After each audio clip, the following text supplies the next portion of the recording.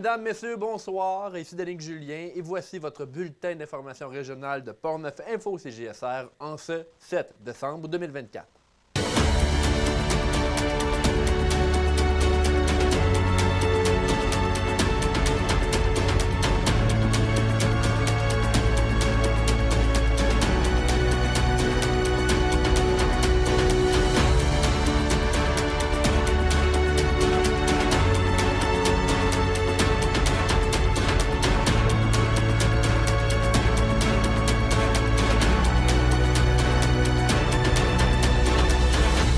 Cette semaine, nous discutons avec Mme Josée-Anne Fizette, directrice générale du Courrier de Portneuf concernant les changements au niveau de la distribution du courrier.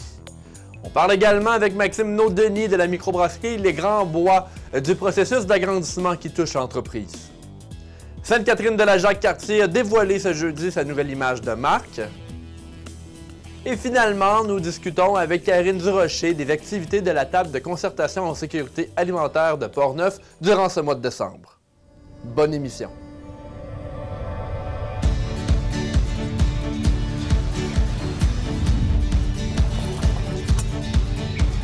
Ici, on se crée des souvenirs au fil des saisons et on vit au rythme de nos passions.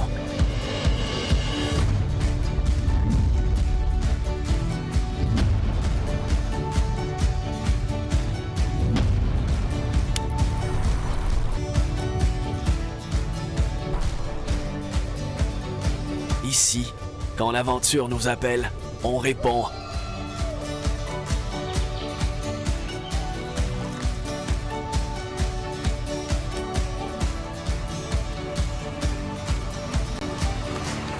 Ici, à Saint-Raymond, ma destination pour un séjour plein air réussi.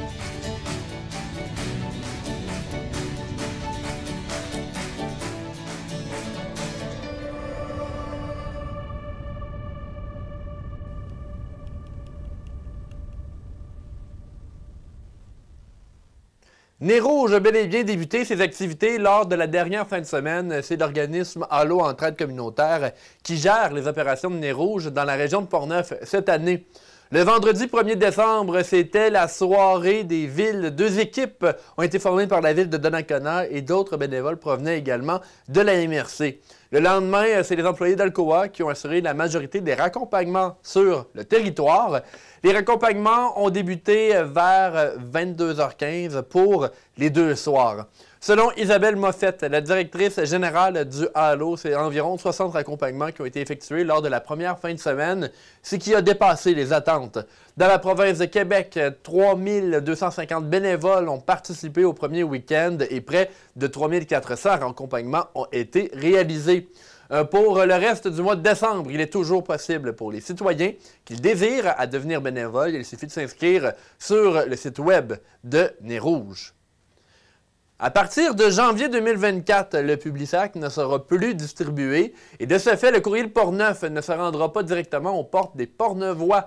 J'ai discuté avec la directrice générale du courrier de Portneuf à ce sujet un peu plus tôt. Cette semaine, voici cette entrevue.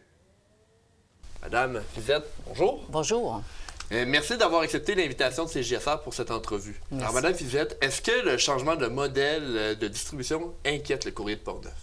Pas vraiment, parce qu'on s'en attendait. Depuis 2 ans, on entendait parler qu'il y aurait des changements dans le type de distribution de Publisac à cause de nouvelles réglementations que les villes appliquaient. Alors, nous, en avril cette année, on a commencé à distribuer du côté de Sainte-Catherine de la Jacques-Cartier, d'y aller seulement qu'en dépôt. Puis il faut dire aussi que le Publisac, dans toute la région de Portneuf, était distribué, mettons, 50 porte-à-porte et 50 en dépôt. Okay. Donc, les gens, il fallait qu'ils aillent le chercher près des boîtes postales, où souvent il y avait des tiges que les journaux étaient, les Publisac étaient accrochés là. Donc, ils allaient se procurer notre journal de cette façon-là aussi. Donc, l'habitude était déjà plus ou moins enclenchée là, pour justement les Portneuvois aller chercher. Oui, c'est ça. Ça ne tombait pas directement toujours à la porte. Là. OK. Alors, c'est pour ça que c'était quand même pas trop inquiétant pour nous de changer notre mode de distribution. Et d'ailleurs, bon, à partir de janvier, c'est terminé pour le Publisac. Maintenant, on parle de dépositaires. Approximativement, ce serait 150 commerces ou endroits qui pourraient justement là, avoir votre journal. Est-ce que ça, ce chiffre-là, il est exact? Est-ce qu'il peut grandir également? Oui, parce que là, cette semaine particulièrement, on est vraiment dans la sollicitation. L'entreprise qui va nous distribuer font en tout cas énormément d'appels, puis ils ont déjà beaucoup d'endroits où ils peuvent... ils ont déjà des présentoirs en place pour accueillir le courrier de Portneuf. Alors, c'est certain que c'est un minimum de 150 dépôts. Et au niveau de la population qui, bon, lit votre journal de façon hebdomadaire, est-ce que vous avez eu justement des ressentis, des gens qui vous ont justement dit leur inquiétude par rapport à ça ou il y a encore un soutien là, du niveau de la communauté? Bien, les gens, c'est sûr, il y en a qui ont appelé, là, ils s'inquiétaient, ils disaient qu'est-ce qui va arriver, est-ce qu'on va avoir encore notre courrier de Portneuf? Puis là, c'est sûr qu'on les a rassurés, on a dit qu'on travaillait sur notre distribution, puis qu'à partir du 10 janvier, on serait uniquement en dépôt. Il y en a même qui veulent s'abonner. Ils ont dit, bon, nous, on aime mieux s'abonner que d'aller le chercher. Mais c'est quand même gratuit, là, avant Mais le coût de l'abonnement, c'est 100 $ pour 6 mois, puis c'est 150 $ pour 1 an, taxes incluses. Donc, Mme Fizette, 150 points de dépôt, peut-être plus là, avec justement les dépositaires. Est-ce que vous avez aperçu une bonne collaboration avec les entreprises et acteurs du milieu jusqu'à présent? Ah oui, très, très, très bien, parce qu'il y a des entreprises ou même des organismes, des bibliothèques, des villes qu'on a sollicitées et tout le monde dit oui et était vraiment content là, de pouvoir avoir des copies du courrier de Portneuf dans leurs entreprises. Et une situation comme celle-ci, où justement il y a des changements, vous avez eu des commentaires de personnes inquiètes, ça vous prouve quand même que votre travail, votre mission est encore bien importante dans Portneuf. Justement, juste voir le ressenti de la population, ça permet justement de se dire que le courrier de Portneuf est encore lu, là, en ce moment même. Oui. Bien, c'est ça, dans le fond, le beau côté de la chose, comme on dit, là. Oui. Le côté positif, c'est qu'on s'est rendu compte que les gens nous aiment beaucoup. Ils attendent leur courrier, le contenu est intéressant. Et ça a été quand même très révélateur là, d'avoir beaucoup de commentaires positifs.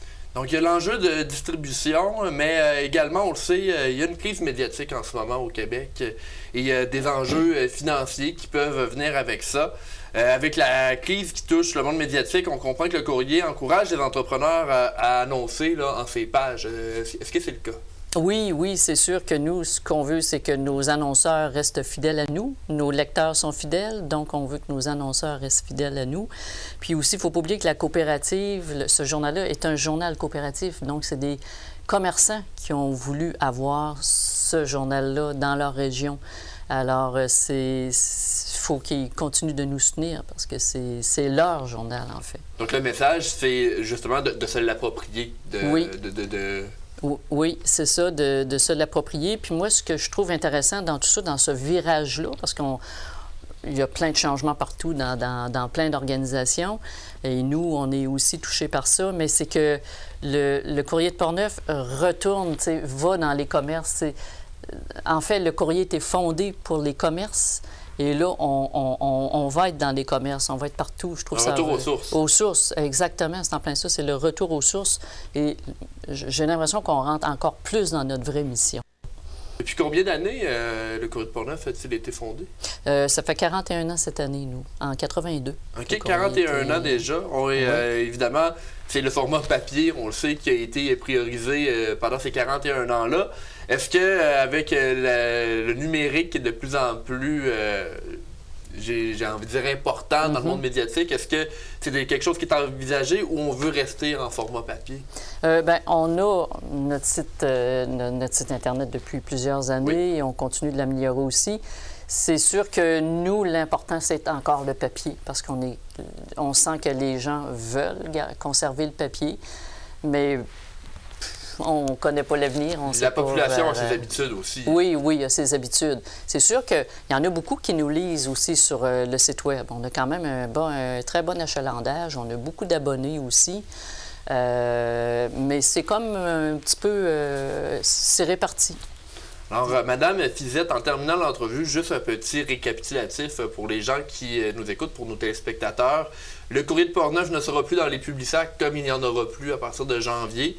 Et à ce moment-là, ça sera dans des dépositaires un peu partout dans la région. Est-ce qu'il va y avoir un endroit où on va pouvoir savoir quels sont les dépositaires? Comment on va justement pouvoir savoir à quel endroit on peut être? À quel endroit?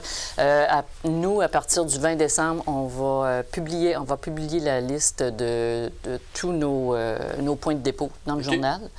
Et puis aussi, on va demander aux municipalités s'ils peuvent mettre un message dans leur petit journal municipal pour dire aux gens qu'on va être maintenant uniquement en dépôt. Mais dans notre journal, on va faire paraître une page avec tous les dépôts par ville aussi. Donc, à la fin du mois de décembre, c'est là qu'on va avoir les informations. Oui, le 20 décembre. On va aussi publier sur notre site Internet la liste de tous les commerçants qui vont avoir de tous nos dépôts, finalement. Alors, Madame Joséanne Fizette, directrice générale du courrier de Portneuf, je vous remercie d'avoir pris le temps de nous parler du futur proche du courrier de Portneuf là, avec justement la fin des Publisacs. Merci beaucoup. Merci. Merci. La neige a bel et bien été présente lors de ce mois de novembre, si bien que la quantité de neige enregistrée dans le mois dernier dépasse la moyenne. Charles Laviolette nous a réalisé un reportage sur cet hiver hâtif et sur les comportements routiers à adopter en cette période hivernale. Voici son reportage.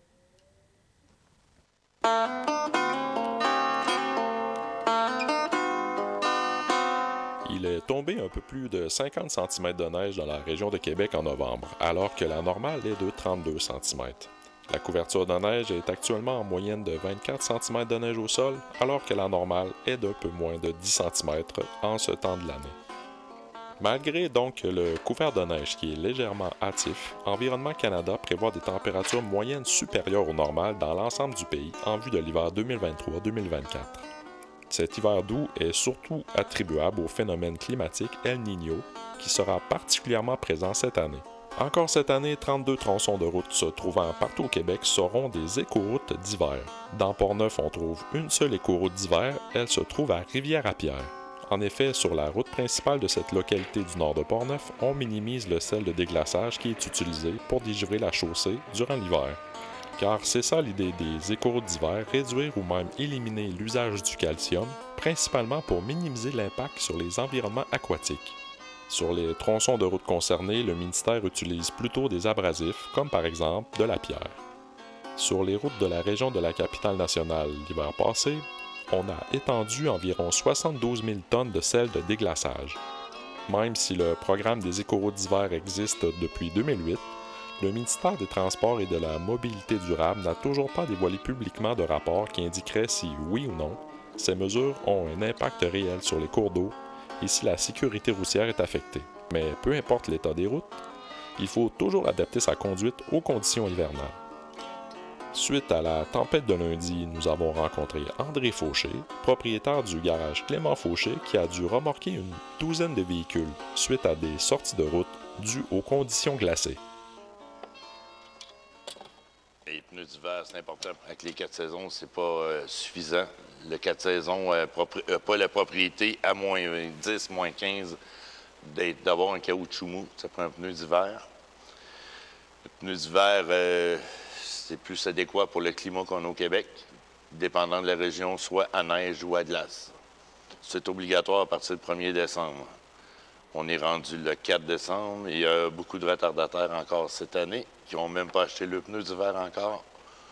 Les voitures sont dans le stationnement et attendent leur tour. La proportion, c'est à peu près 10 10 de retardataires pour les pneus d'hiver. Cette année, on dirait que c'est pire que d'habitude. Le budget n'est pas là pour les pneus. Moi, je suis quelqu'un qui est plus pneus à crampons. On a beaucoup de verglas. C'est un point de plus sur notre côté.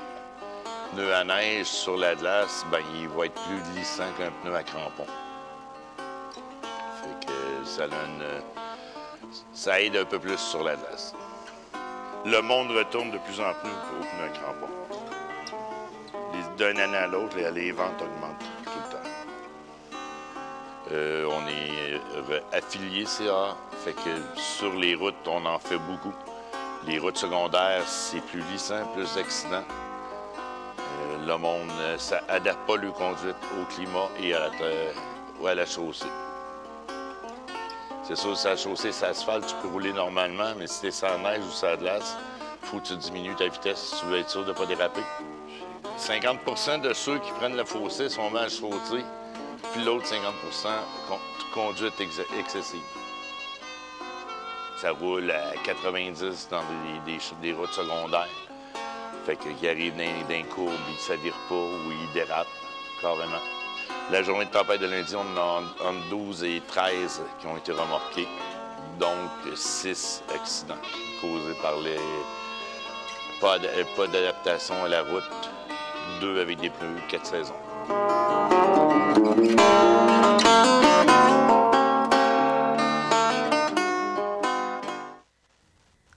Au retour de la pause, on se dirige à Sainte-Catherine de la Jacques-Cartier qui a désormais une nouvelle identité visuelle.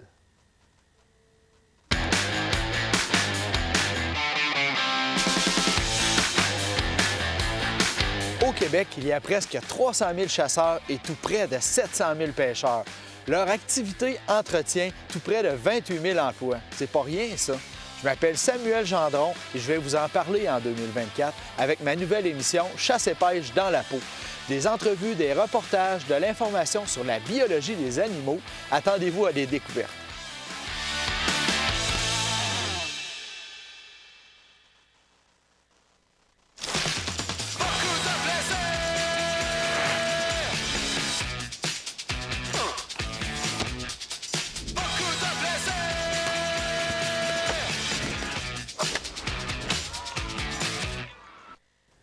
Sainte-Catherine de la Jacques-Cartier a remis à jour son identité visuelle. En effet, aujourd'hui, l'administration de la ville a dévoilé sa devise et son identité visuelle. J'étais moi-même sur place et je me suis entretenu avec le maire Pierre Delbecq et Corinne Beauchamp de la firme Blanco qui s'est occupée de la conception du nouveau logo. Concernant les raisons qui ont poussé Sainte-Catherine à changer de logo, on entend Pierre Delbecq. Bon, premièrement, c'est le 200e qui va commencer le 31 au soir. Faut comprendre que Sainte-Catherine, dans les dernières années, c'est une ville qui a réellement progressé pas mal, comparé à beaucoup d'autres villes autour de nous autres, en plus. Il y a eu des gros changements, autant au niveau démographique qu'au niveau de tout ce qui pousse, le commerce, les industries qui viennent ici chez nous, la population qui augmente. On a comme population aussi qui a rajeuni, c'est drôle à dire. On était déjà classé une des villes les plus jeunes au Québec, mais elle continue à rajeunir. C'est réellement spécial. Donc, moi, en tout cas, on avait parlé ici en comité, puis on s'était dit, peut-être c'est le meilleur timing, effectivement, de changer notre image, puis de lui donner un tonus qui va aller se marier avec ce que Sainte-Catherine est. Une ville accueillante, une ville dynamique, puis qui se dirige vers un avenir très prometteur. Auparavant, Sainte-Catherine était représentée par une signature et une armoirie. J'ai demandé au maire Pierre Delbecq si on laissait tomber complètement l'armoirie. Voici sa réponse. Pas nécessairement l'armoirie, parce qu'on va la garder pour des choses spéciales, mais c'était surtout la signature de base qu'on avait qui suivait moins le rythme. Je voulais aussi avoir quelque chose de plus épuré. Je trouvais que... Parce qu'il faut comprendre qu'on a beaucoup d'outils de communication, puis plus c'est chargé, ben ça fait un peu spécial. Fait que d'ailleurs, quand Corinne, on avait commencé, c'est la première chose que j'ai dit, vous allez m'épurer ça au maximum. Puis naturellement, ben, je voulais aussi quelque chose qui donnait l'image de ce qu'on est. On a des vallons, on a de l'eau, on a des montagnes, la nature. C'est pour ça que les résultats, pour moi, étaient extraordinaires. C'est un logo qui est simple, mais qui dit tout. Au bord de l'eau, au cœur de l'action, voilà la nouvelle devise de Sainte-Catherine de la Jacques-Cartier.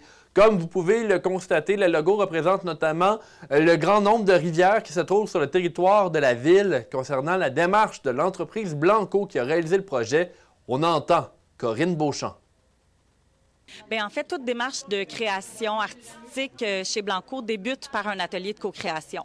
On est expert dans la conception graphique, oui, également dans l'expérience utilisateur, les meilleures pratiques et tout, mais les meilleures personnes pour parler de leur ville, de ce qu'ils souhaitent, de comment ils se voient maintenant, mais aussi surtout comment ils se projettent, c'était le comité en soi. Donc, on a fait un atelier de co-création où on a demandé au comité de se positionner sur différentes grilles, sur différents graphiques pour les faire parler.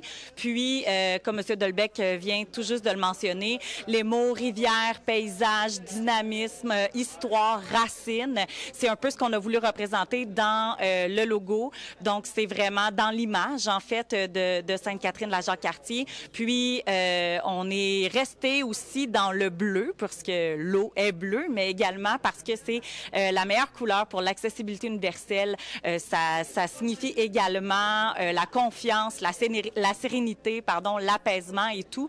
Donc, on trouvait que ça s'harmonisait très bien avec ce que le comité nous avait dit. C'est pourquoi on l'a représenté et on a créé cette image-là pour eux.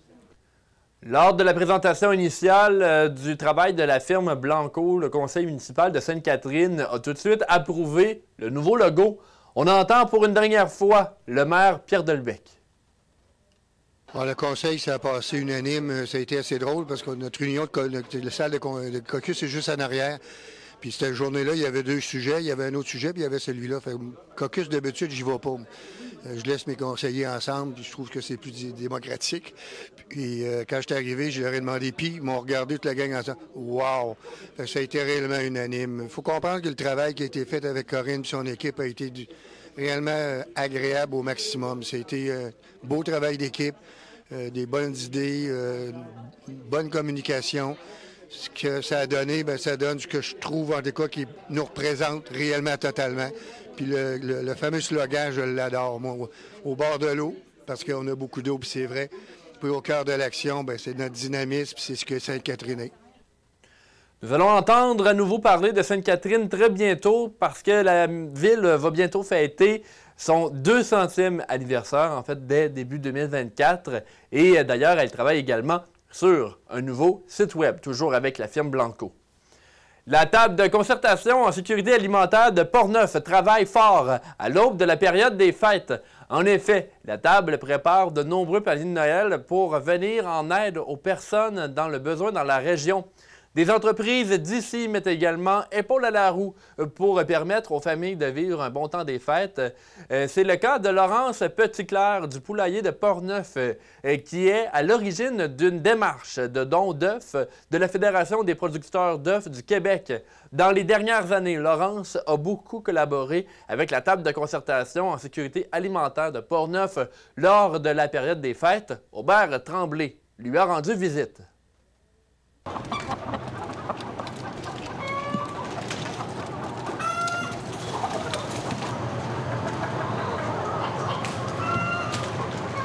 Au départ de mon entreprise, c'est sûr que c'était le départ, donc j'avais un peu de surplus. C'est normal là, pour le départ. Donc, tant qu'à en avoir trop, je trouvais important d'en faire bénéficier ceux qui en avaient besoin. Là. Donc, j'ai commencé à en donner à la table de sécurité alimentaire là, pour venir en aide à ceux qui en avaient besoin. Puis moi, ça me libérait aussi des surplus. Là, donc, c'était bien pour les deux.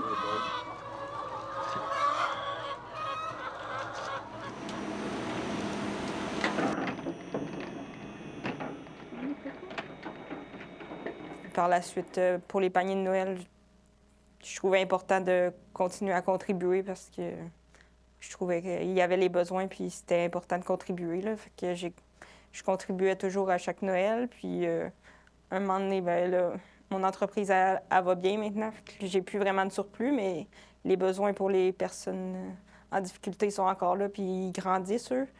Fait que j'avais plus nécessairement les ressources pour donner moi-même mes propres œufs, que j'ai fait appel à la Fédération des producteurs d'œufs, qu'eux, ils sont pas limités dans leur quantité d'œufs, puis ils ont gentiment accepté de combler les besoins de la région de Portneuf. Là. Donc, je suis allée chercher ça avec l'aide de la table de concertation. On a réussi à aller chercher les douzaines qu'il fallait pour les paniers de Noël de Portneuf. Combien de douzaines, ouais? Cette année, là, ça va être 700, il y a 705 douzaines qui ont été cherchées à la fédération. Si jamais il y en manque pour contribuer au panier, là, je vais en donner des miens, là, mais la fédération a contribué pour 705 cette année.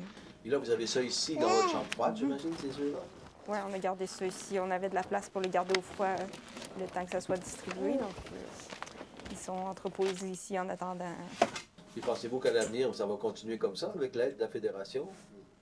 Oui, ça serait bien qu'ils continuent à contribuer. Puis que ça, moi, je peux apporter ce que je suis capable de donner, je vais le donner, mais autant une grande quantité, c'est sûr que c'est quand même beaucoup pour moi. Ça me prend 1 semaine et demie presque à accumuler tous ces œufs-là. Fait que c'est ça. Une semaine et demie, ça paraît, si je donne tout ça, j'en aurais plus à vendre. Là, mais c'est sûr que si eux veulent continuer à donner, ça va être apprécié de tout le monde.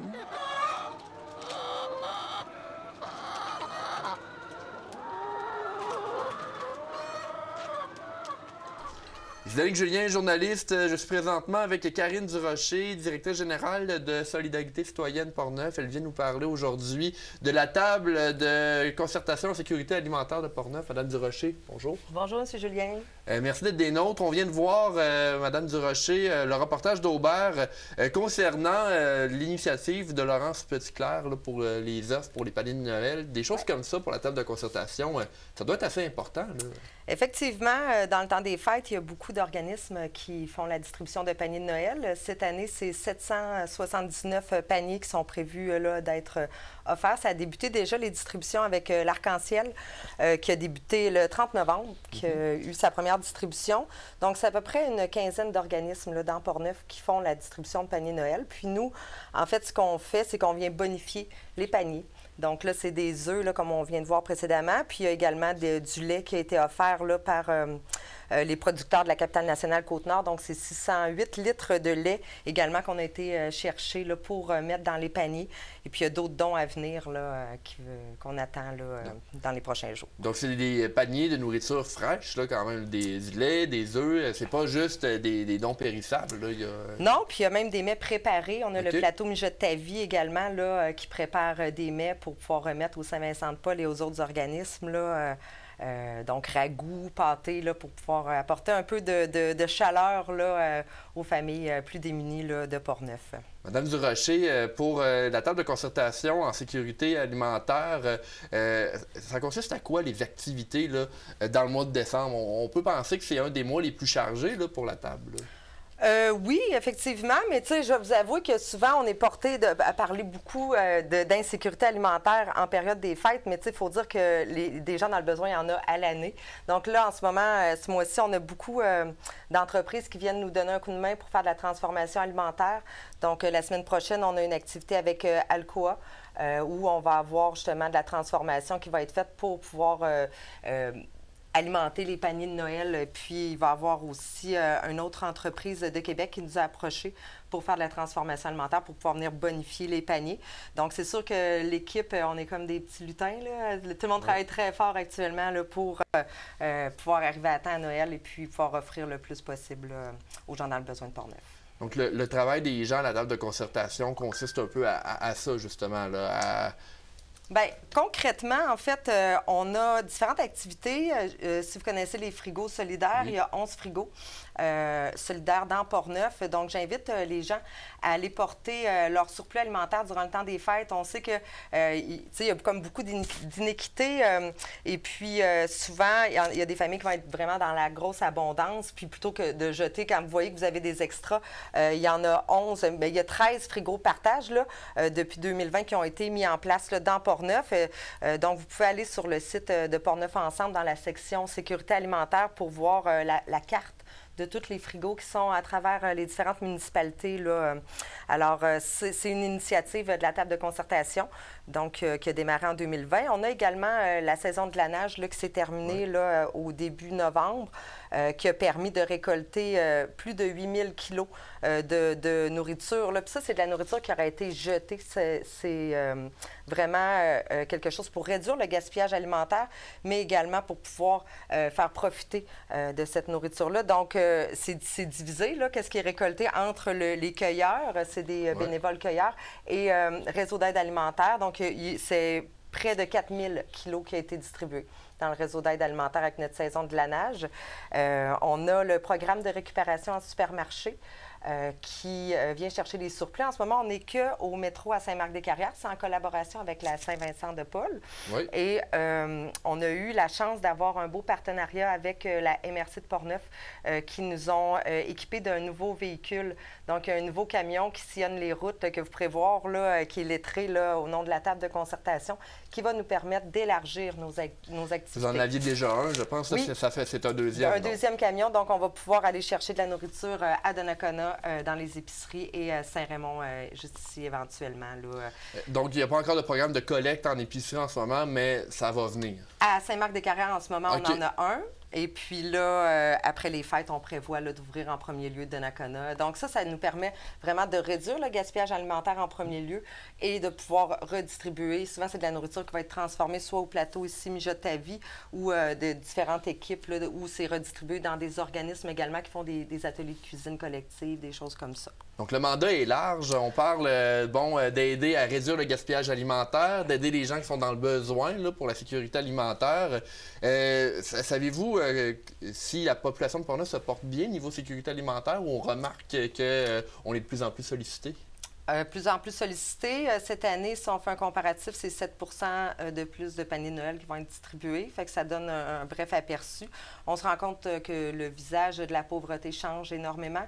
Donc maintenant, on voit des gens qui ont des emplois, tu sais, que les deux travaillent ou que la personne travaille à temps plein, puis qu'elle vient dans les banques alimentaires. Donc, tu sais, ça démontre un peu l'état de notre société actuelle. T'sais, on voit que c'est un peu difficile pour beaucoup de personnes d'y arriver avec l'inflation puis les taux hypothécaires qui explosent.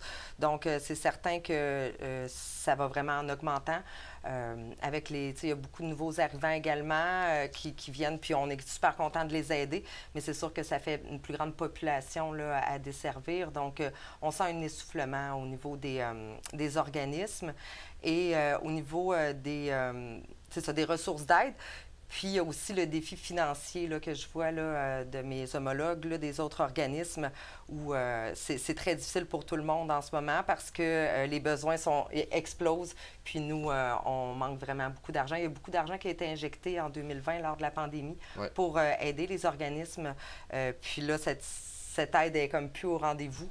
Donc, ça crée un peu une crise aussi au sein des organismes de la région. Donc, de l'aide, est-ce que ça ferait partie de vos souhaits pour 2024 pour, la table, mais les organismes en général? Oui, certainement. On espère être entendu au gouvernement. On a eu la chance de rencontrer la ministre Rouleau, qui est la ministre de la Solidarité sociale. Oui. Et puis, tu sais, en fait, auparavant, il y avait un seul ministère, hein, c'était l'Emploi et Solidarité sociale, puis là, ça a été scindé en deux.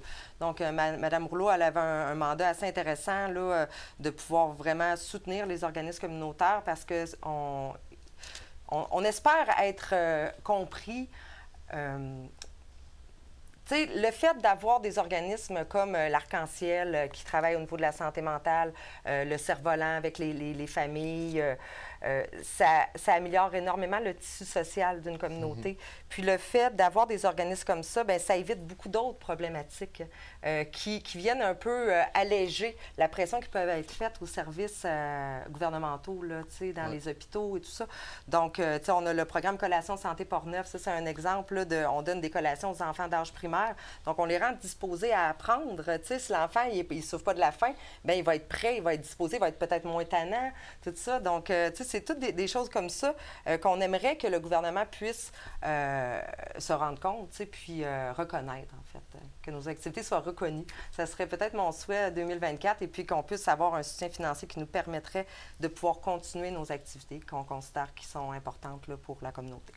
Alors, Madame Durocher, vous nous avez parlé, oui, de la sécurité alimentaire, mais vous êtes également directrice générale de Solidarité citoyenne Portneuf. Pouvez-vous nous parler un peu là, de Solidarité citoyenne Portneuf en général? Certainement. Alors, nous, on soutient deux grandes démarches dans Portneuf, soit la table de concertation en sécurité alimentaire, mais également la démarche en développement social Portneuf Ensemble. Okay. Donc, c'est une démarche qui a débuté en 2020, qui a permis, en sollicitant les citoyens de Portneuf, de connaître quels étaient les enjeux prioritaires dans Portneuf. Donc, de ça est sorti 6 enjeux prioritaires. Soit là, c'est toujours le défi de toutes les nommer, sans oublier aucun. Là. Donc, le transport, on s'entend que dans Portneuf, quelqu'un qui n'a pas de véhicule, tout dépendant où est-ce qu'il vit, c'est pas la même réalité à Donnacona qu'à Saint-Uribe. Donc, quelqu'un qui n'a pas de véhicule, c'est des défis qui sont supplémentaires. Donc, ça, c'est un chantier qu'on appelle... Les 6 enjeux se sont transformés en chantier. Donc, ça, c'est plus entre les mains de la MRC. Pour le volet du transport.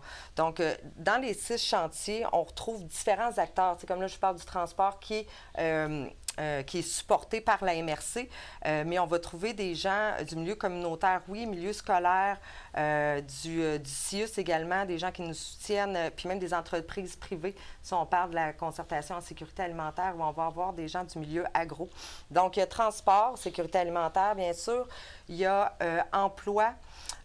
Emploi Portneuf, il y a l'enjeu réussite éducative, qui est, oui, la réussite scolaire, mais plus large, pour vraiment outiller les gens, les jeunes, à avoir une réussite. Et puis, c'est un peu l'adage de « ça prend un village pour pouvoir élever un enfant ».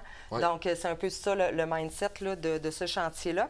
Et on a le chantier « Un toit pour toi », qui est un chantier logement, qu'on a un tout nouveau coordonnateur à l'emploi, Jean-Philippe Goyette, qui, c'est pas un mince dossier, on s'entend, le logement dans Portneuf, mais c'est vraiment une concertation, donc c'est un regroupement de personnes qui vont se pencher sur le sujet puis voir qu'est-ce qui est à faire en priorité. C'est vraiment, ça fonctionne comme ça sur tous les chantiers. Puis on a également le chantier loisirs et appartenance sociale, qui a un coordonnateur en place aussi, Yoni Détré. Donc là, vous allez voir passer les inscriptions d'Accès Loisirs. C'est lui qui a pour mandat d'implanter le programme Accès Loisirs, qui existe depuis longtemps dans la région, mais on veut vraiment le rendre très solide. Donc, Yoni a comme mandat là, de vraiment offrir le loisir accessible à tous. Donc, Accès Loisirs, c'est vraiment que n'importe qui, même les gens à faible revenu, peuvent s'inscrire à des activités, à des plages d'activités gratuites. Donc, il y a à peu près 7 municipalités là, qui offrent présentement Accès Loisirs. Donc, restez à l'affût sur les médias sociaux. Vous allez pouvoir voir là, les horaires d'inscription qui auront lieu au mois de janvier.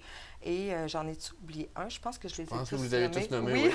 C'est toujours comme... Je comptais, là, et on est à 6. Donc, c'est ça. Fait qu'on ne s'ennuie pas. Puis Portneuf Ensemble, c'est ça. C'est une super belle démarche qui permet d'unir les gens. Puis, c'est quand même des enveloppes financières importantes là, qui descendent dans Portneuf, puis qui permettent, justement, là, cet argent-là est divisé parmi les chantiers. Et puis, ça permet de pouvoir poser des actions concrètes pour pouvoir améliorer la situation sur tous ces beaux dossiers-là. Bien, Karine Durocher, directrice générale de Solidarité citoyenne Portneuf, merci beaucoup d'être passée au studio. Merci de nous avoir invités.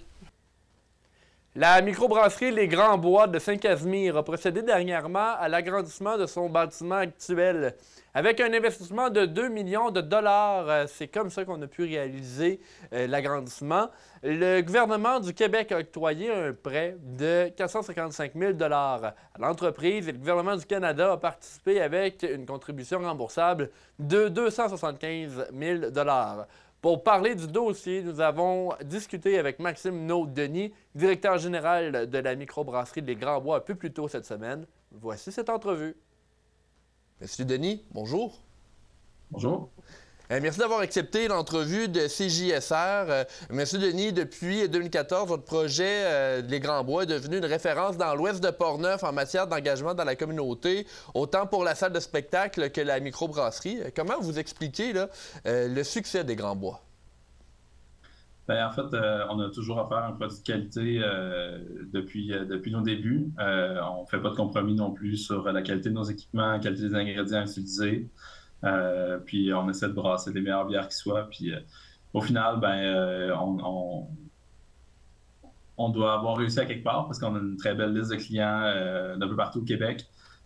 Puis ailleurs au Canada, parfois même on envoie de la bière en Europe. Donc, les commandes continuent à rentrer. Voilà, on est juste bien positionné. Hein. Ça fait quand même, ça va faire 8 ans qu'on est parti en affaires. Je dirais qu'on est parti au bon moment, puis c'est ça, on a une très bonne liste de clientèle. Et puis, justement, avec toute cette affluence-là au niveau de la clientèle, est-ce que c'était nécessaire pour vous là, de procéder à un agrandissement? Oui, en fait, l'agrandissement nous permet d'augmenter notre capacité de production. Je vous avouerai que dans le contexte actuel, évidemment, on n'ira pas maximiser nos opérations tout de suite parce que ça va prendre quelques années avant qu'on vienne maximiser là, tous les investissements qu'on a faits. Par contre, il y avait une portion, dans le fond, des agrandissements qui étaient pour de l'entreposage. Fait qu'évidemment, ça nous permet de faire des meilleures commandes, des commandes groupées, profiter de meilleurs prix, de réduire nos frais de transport pour acheter nos matières premières pour brasser. Ça nous permet aussi d'entreposer notre produit fini, donc nos bières, pour les périodes où ça sort un peu moins, puis ça nous permet de nous stocker pour les périodes un peu plus achalandées de l'année. Puis ça nous permet de donner la résilience aussi dans la production. Donc, si jamais on a un problème au niveau d'une bière ou si jamais on a un bris d'équipement, ça nous permet de brasser un peu plus ou un peu moins selon la période pour ajuster. Tout ça dans le but évidemment, un peu aplanir nos opérations de brassage, puis comment je dirais, maximiser un peu notre production, puis utiliser nos employés à leur plein potentiel tout au long de l'année. Donc, de ce que je comprends, M. Denis, avec cet agrandissement-là, vous êtes capable, au niveau logistique, d'améliorer un peu l'ensemble de vos opérations. Oui, c'est sûr que nous, on est beaucoup axé sur la distribution. À l'échelle, notre principal volume passe à l'échelle de la province de Québec. Fait que c'est certain que d'avoir un entrepôt suffisant. Notre local commençait à être serré, même avec notre ancien niveau de production pré-pandémique, donc il y a 3-4 ans. Puis depuis, le volume, le litrage a continué d'augmenter. On se sentait de plus en plus serré. On a bâti des locaux, dans le fond, pour nos bureaux. Et ça nous a permis d'obtenir un gain au niveau de l'espace de production. On a sorti nos bureaux de l'espace de production.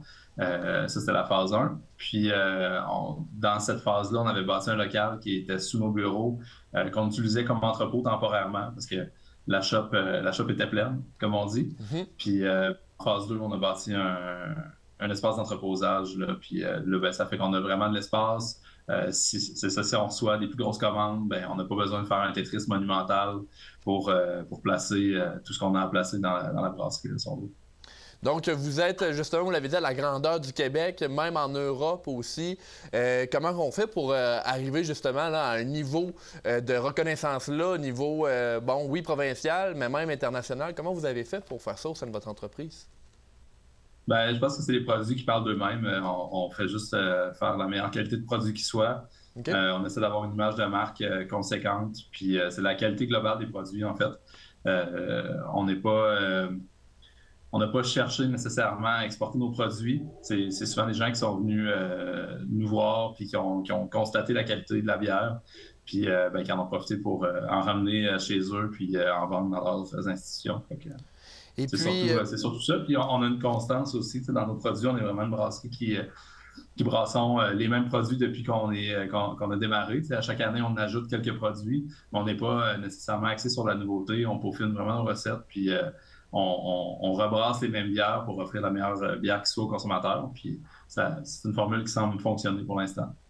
Et puis au Québec, justement, il y a des microbrasseries qui ont un peu plus de difficultés. Est-ce que justement, cette constance-là au niveau de vos produits, ça serait une partie de la réponse pourquoi on est encore capable là, de grandir là, pour la microbrasserie des Grands Bois? C'est sûr que nous autres, le modèle d'affaires était déjà mieux adapté à la nouvelle réalité, disons. Il y a quelques années, c'était possible de sortir des produits chaque semaine, puis les détaillants les prenaient, surtout sur les tablettes, même dans les bars. Tout le monde... il y avait une certaine effervescence, puis tout le monde acceptait tous les produits qui se faisaient, ou en tout cas en grande partie. Puis le consommateur aussi avait une grande soif de nouveautés. Maintenant, ce qu'on constate, c'est que des entreprises qui se consolident sont celles, justement, qui développent une fidélité chez leur clientèle. Il y a beaucoup de bières disponibles sur le marché, fait que parfois, le consommateur a de la misère à s'y retrouver, puis ils vont chercher des valeurs sûres. Donc, c'est là qu'on entre en jeu. On assure une certaine qualité. Et bon, pour la microbrasserie des Grands Bois, comme j'ai dit à la prémisse de cette entrevue, bon, vous devenez une référence là, pour l'ouest de Portneuf, autant que ce soit la micro que la salle de spectacle. Est-ce qu'il y a d'autres projets là, qui s'en viennent là, pour les Grands Bois? Bien, pour l'instant, on va maximiser nos installations de Saint-Casimir, dans le fond. On a été passablement occupés là, entre la fondation puis les multiples agrandissements. Puis même sans agrandir dans les dernières années, on était constamment en train d'ajouter des équipements dans la microbrasserie. Donc là, on va maximiser, on va opérer ce qu'on a. Il y a d'autres projets qui vont s'en venir, mais là, pour l'instant, disons que à court terme ou à moyen terme, on est vraiment sur exploiter ce qu'on a fondé là, dans les 8 dernières années, c'est-à-dire une brasserie qui distribue justement à grandeur du Québec. Une salle de spectacle aussi qui est reconnue quand même à travers tout le territoire au Québec, puis même dans d'autres provinces. On a fondé un festival, la Commission B, qui a quand même atteint une certaine ampleur aussi. Donc là, maintenant, on est rendu à consolider toutes ces belles initiatives-là qui ont bien fonctionné à travers le temps. Puis, on se reverra dans quelques mois, voire quelques années pour nos nouveaux projets. Alors, l'invitation est lancée. Maxime Naud-Denis, directeur général de la microbrasserie Les Grands Bois. Merci de vous être entretenu avec nous aujourd'hui. Merci, Danny. Bonne journée. Merci. Salut. À Donnacona, l'entreprise VitroPlus organise une collecte de denrées en collaboration avec la Chambre de commerce de l'Est de Portneuf au profit de la société Saint-Vincent-de-Paul. Les contributions peuvent être déposées directement à l'atelier situé au 268 route 138 bureau 105 Donnacona.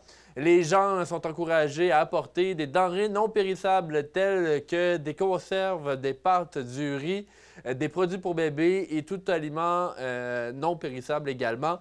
La collecte va se terminer le 15 décembre prochain. Et vous avez vu il y a quelques secondes des images pour la guignolée du SOS Accueil qui a eu lieu aujourd'hui à Saint-Raymond, alors que c'est Mme Sophie Denis qui a porté le projet. On rappelle que le SOS Accueil vient en aide aux personnes qui sont dans le besoin à Portneuf au niveau alimentaire, vestimentaire et j'en passe. La semaine dernière, nous discutions avec Mme Reine-Caillé, la présidente de l'organisme, qui nous expliquait que les paniers de Noël du SOS Accueil seront remis aux personnes dans le besoin à partir de la semaine prochaine. Elle nous disait également que le SOS Accueil sera accessible au public dans son nouveau bâtiment vers la fin du mois de janvier. Au retour de la pause, on discute avec Samuel Gendron qui s'occupe de la chasse et la pêche dans la Pau. Restez des nôtres. La prochaine impro aura pour thème la nouvelle saison de la Ligue d'impro de Portneuf. T'as 20 secondes, let's go! La Ligue d'improvisation de Portneuf est de retour pour une prochaine saison à partir du 29 janvier prochain. C'est dans une ambiance chaleureuse qu'on va vous accueillir ici au cinéma Alouette à tous les lundis. 4 équipes vont performer pour vous dans une saison de 13 matchs. Avec des joueurs aussi exceptionnels que moi et Jean-François, vous n'allez pas vous ennuyer, je vous le garantis.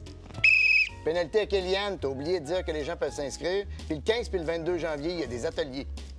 Sérieux, là, c'est quoi cet arbitrage-là? Ben là.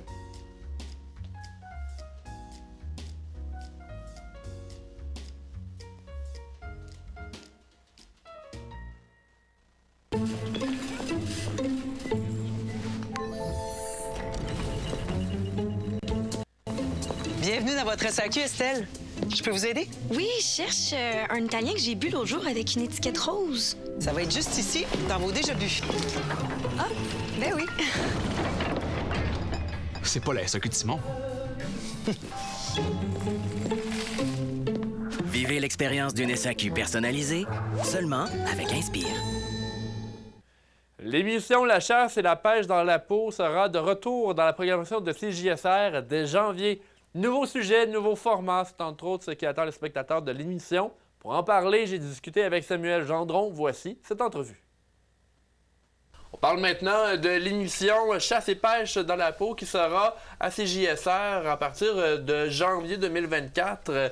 Nous rejoint en studio Samuel Gendron, celui qui est à la charge de cette émission. Samuel. Salut, salut! Ça va bien? Hey, super bien, merci de m'accueillir à ton émission. Bien, merci d'être des nôtres. Samuel, Chasse et pêche dans la peau, c'est le successeur à l'émission Pêche dans la peau. On parle de changement de format. Peux-tu nous expliquer un peu la nouvelle formule Chasse et pêche dans la peau? Oui, c'est ça. Ça fait déjà tout près de 3 ans qu'on a la pêche dans la peau.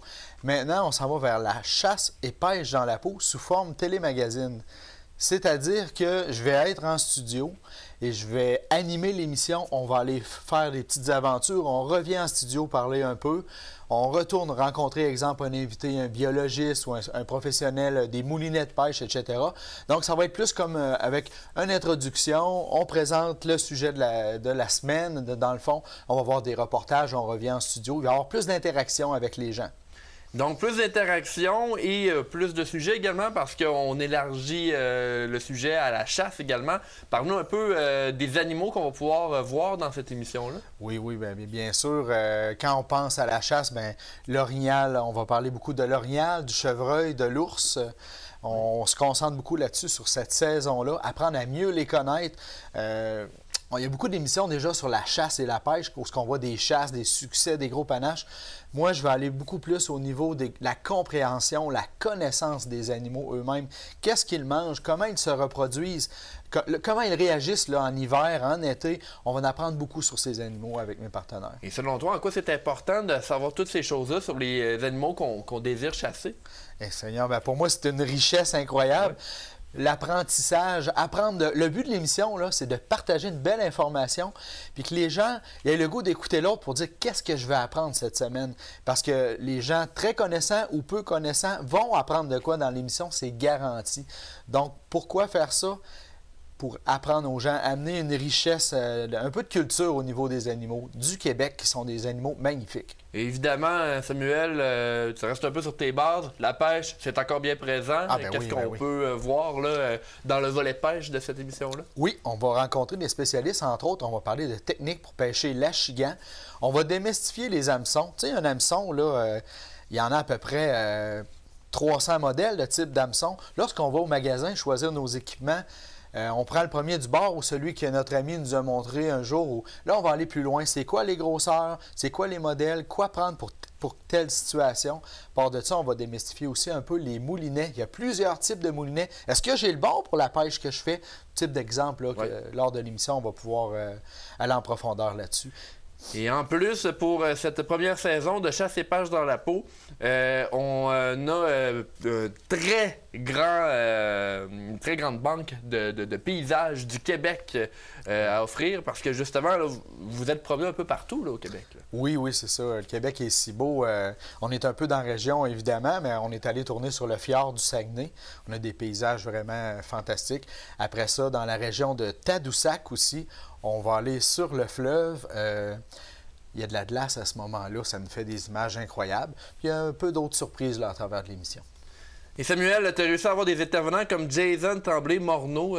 Justement, qu'est-ce que vous avez fait avec lui? Hey, ça, c'est quelque chose. Je suis tellement fier de ça. Jason, on s'est rencontrés au salon Chasse et pêche l'an dernier. Jason, qui est une sommité là, au niveau de la chasse à l'orignal, entre autres. On s'est rencontrés. J'ai dit, j'avais un projet à te proposer. Il a accepté. Parce que Jason, très grand chasseur conférencier, mais aussi un pêcheur commercial durant la saison morte là, de la chasse à l'orignal. Donc, avec lui, son équipe, sa famille, on va aller pêcher l'oursin. Sur le fleuve Saint-Laurent, une pêche que pratiquement personne connaît, beaucoup de surprises, des belles images, de l'action, puis avec un Jason qui est volubile, qui est intéressant, on va en apprendre sur lui des choses que personne ne sait ou pratiquement. Là. La pêche à l'oursin, c'est vrai, on n'entend pas parler de ça, j'imagine que même il y a des gens qui ne savent pas que ça... qu'il y en a au Québec. Là, exactement. Puis la manière de le pêcher aussi, c'est... Là-dessus, j'en dis pas plus, là, je vais garder un petit suspens. Ouais. C'est vraiment surprenant. Ça sort de notre zone de confort ou de l'imagination, comment on peut pêcher. Une superbe émission avec Jason. Et tu as réussi sûrement à trouver d'autres intervenants pour tes émissions? Oui, bien entre autres, là, au niveau de la biologie pour les gibiers, je travaille avec le ministère Faune, Forêt et Parcs. Là, je m'excuse, il y a un nouveau nom qui est long de même pour le ministère, mais je travaille avec des biologistes là, du ministère pour bien donner la bonne information. C'est important pour moi. Tous les faits qui sont véhiculés ou partagés dans l'émission sont vérifiés, sont véridiques. Donc, en travaillant avec des partenaires comme ces biologistes-là, C'est comme une encyclopédie, là, agréable. Et ça, Samuel, ça doit être tout que travail de recherche là, pour créer une émission comme ça. Là. Effectivement, il y a beaucoup de travail derrière ça. Travail, oui, avec du recul, on va dire beaucoup de travail, mais quand je le fais, parce que j'ai tout ça dans ma tête, ces idées-là, c'est une passion, c'est un plaisir. C'est de trouver le moment pour aller chercher les bons intervenants, la bonne manière d'approcher les gens, etc. Mais oui, on ne compte pas les heures, il y en a peut-être des milliers. Là. Et je sais qu'au niveau technique, montage, Aubert Tremblay est encore dans l'équipe là, pour la chasse à la peau. Ah oui, tout à fait, tout à fait. Aubert, depuis le début des projets, même de la pêche dans la peau, j'allais dire mon bras droit, mais c'est plus que mon bras droit. Je me placerais comme son dauphin plutôt. Il y a une expérience que j'aime beaucoup, sa vision des choses que j'apprécie. Puis ensemble, on forme une belle équipe. Moi, j'étais un passionné au niveau de la chasse, de la pêche. Aubert, c'est un amoureux de la nature, une personne qui est très dans le souci du détail au niveau de l'audio, du visuel, et puis qui a un regard différent du mien sur la nature. Donc, ensemble, on forme une équipe qui est vraiment agréable, puis ça se voit, ça se sent à l'écran. J'ai besoin d'Aubert pour cette belle touche de magie là, dont je suis si fier là, dans l'émission. Et en terminant, pour parler de la chasse et de la pêche dans la peau, deux petites questions. Oui. Je vais revenir avec tes intervenants. Tu nous as parlé de Jason Tremblay-Morneau, oui. Également des biologistes. Comment on fait pour trouver des intervenants comme ça quand on crée une émission de la sorte? Le premier mot qui me vient en tête, c'est la passion. Oui. La passion, parce que moi, la passion, c'est ce qui m'anime. C'est avec ça que je suis réussi à tout faire ce que je veux. La passion, les contacts, rencontrer des gens passionnés qui ont le goût aussi de partager. De fil en aiguille, bien, avec le temps, j'ai de plus en plus de contacts dans le milieu. Donc, c'est de l'entraide. C'est un petit monde quand même, la chasse et pêche. Puis quand on est positif, avec des bonnes valeurs, des objectifs qui sont sains, c'est très rassembleur. Je pense c'est comme ça que je peux te définir ça. De la passion, le partage, de la bonne information. Puis ça, de fil en aiguille, je me crée de bons partenaires. Et pour ceux qui nous écoutent et qui ont envie d'écouter ton émission, on rappelle que ça commence en même temps que la programmation de CJSR de janvier, donc mi-janvier 2024. Exactement. Dès mi-janvier, on commence ça. Puis la première émission, je le dis pas, mais... la première émission est fantastique. On s'en va au Saguenay. On s'en va au Saguenay, sur le magnifique fjord du Saguenay. On commence fort avec de belles images. On s'en va sur l'eau, tranquille. Ça va être très agréable. Donc, on commence la saison comme ça, mi-janvier. Eh bien, Samuel Gendron de la chasse et pêche dans la peau. Merci d'être passé en studio. Hey, ça me fait plaisir. Merci beaucoup. Les citoyens de Deschambault-Grondines sont invités à une rencontre d'information publique concernant la mise en place d'un plan de protection des sources d'eau potable organisé par la CAPSA. En effet, l'organisme de bassin versant invite la population dans une rencontre où il sera possible pour les citoyens d'en apprendre davantage sur l'eau potable de la ville. Évidemment, les prochaines étapes du plan de protection de la principale source d'eau potable de la municipalité seront dévoilées. Un processus de consultation publique sera enclenché parmi les citoyens présents lors de la rencontre d'information publique. Le tout aura lieu à l'édifice P. Benoît, 107 rue de la Salle, mercredi le 13 décembre prochain. Le Métal Perrault de Donnacona occupe toujours la première place dans le classement de la LHS-AAAQ. Il y a eu 12 parties de jouer jusqu'à présent et c'est 9 victoires pour le Métal Perrault avec seulement 3 défaites, une défaite en temps réglementaire, une défaite en prolongation ainsi qu'une défaite en fusillade. Le prochain match du Métal Perrault aura lieu ce samedi du côté de Terrebonne. Pour terminer votre bulletin d'information, petite nouvelle en vrac. Vous savez, Sarah Dufour, en 2024, sera présente au Centre multifonctionnel de Saint-Raymond. Ne manquez pas ça, vous pouvez avoir toutes les informations sur le site web de la ville. Toujours information en vrac. Eh bien, la semaine prochaine, ce sera la dernière édition d'Info CJSR avant le temps des fêtes. Comme invité déjà confirmé, nous allons avoir le député de Portneuf, Vincent Caron. Évidemment, nous allons avoir par la suite une revue de l'année, donc pour le 21 décembre prochain. Il va y avoir une revue de l'année à CJSR dans la plage horaire de Info CJSR. C'est donc ce qui conclut votre bulletin d'information. Je vous invite encore une fois à écouter le bingo ce week-end, donc dimanche. Évidemment, vous pouvez aller voir nos dépositaires pour vous procurer votre carte à l'avance. Je veux remercier toute l'équipe de CJSR qui ont participé à ce bulletin d'information. On parle de Suzy, Aubert, Luc, Philippe, Tony et Charles. Mon nom est Danick Julien. On se laisse avec des images de la formation Le Rêve du Diable qui était au mois de novembre dernier à Saint-Casimir. Des images qui ont été captées par Tony et qui seront rediffusées pour vous dans le temps des fêtes à CJSR. Alors, je vous souhaite de passer une excellente fin de semaine. Tout le monde est parti à danser.